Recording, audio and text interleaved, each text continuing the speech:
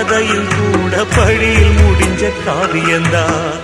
இருப்பதும் இறப்பதும் அந்த இயற்கையோட கையில, இருப்பதும் இறப்பதும் அந்த இயற்கையோட கையில. நான் மறைஞ்ச பின்னும் நிலைப்பது என் உயிர் எழுதும் கதையில.